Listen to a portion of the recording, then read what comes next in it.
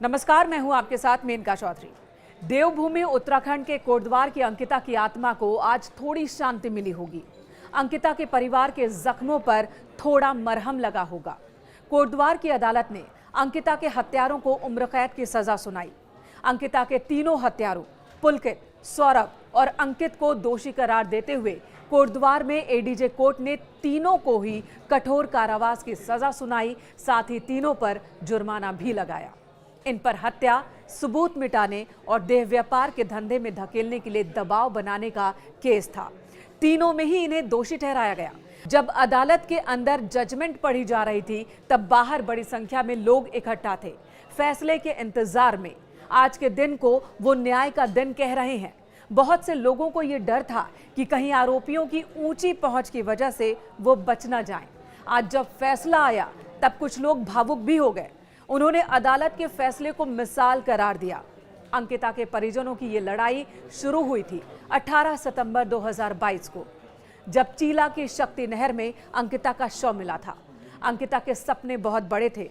वो अपने परिवार का सहारा बनना चाहती थी। अपने सपनों को पूरा करने के लिए छोटी सी उम्र में नौकरी के लिए घर से निकली। मनंतरा रिजॉर्ट में रिसेप्शनिस्ट का काम मिला। बहुत खुश थी वो, लेकिन वही मनंतरा रिजॉर्ट उसके लिए जानलेवा बन गया। रिजॉर्ट का मालिक पुलकित उस पर दबाव डालने लगा। वो देह व्यापार के धंधे में उतरे, उसके लिए वीआईपी लोगों को स्पेशल सेवा दे। अंकिता ने मना किया तो उसकी हत्या कर शव नहर में फेंक दिया। जब शव मिला तो परिजन बिखर गए थे। उनके साथ पूरा उत्तराखंड सहम गया था।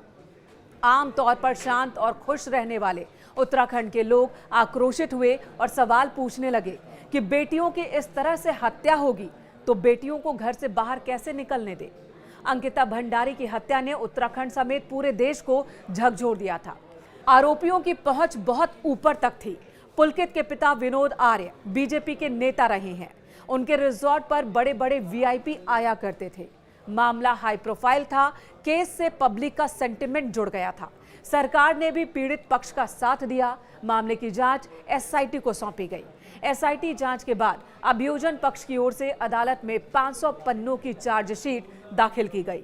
तीनों आरोपी मनंतरा रिजॉर्ट के मालिक पुलकित आर्य, उसका कर्मचारी सौरभ भास्कर और अंकित गुप्ता, इन तीनों पर ही आरोप तय हुए और 28 मार्च 2023 से अभियोजन पक्ष की गवाही शुरू हुई। करीब 2 साल 8 महीने तक सुनवाई चली।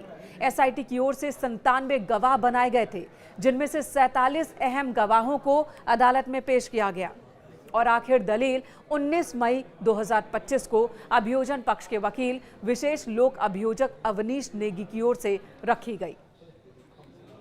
अंकिता के परिवार की मांग पर 3 बार वकील बदले गए। अब जाकर आज यानी कि 30 मई 2025 को जिला अदालत ने तीनों दोषियों को कठोर आजीवन कारावास की सजा सुनाई है। हालांकि ये लड़ाई अभी खत्म नहीं हुई है। अंकिता के पिता दोषियों को फांसी की मांग कर रहे थे, तो वहीं बचाव पक्ष की ओर से मामला को आगे ले जाने का फैसला लिया गया है।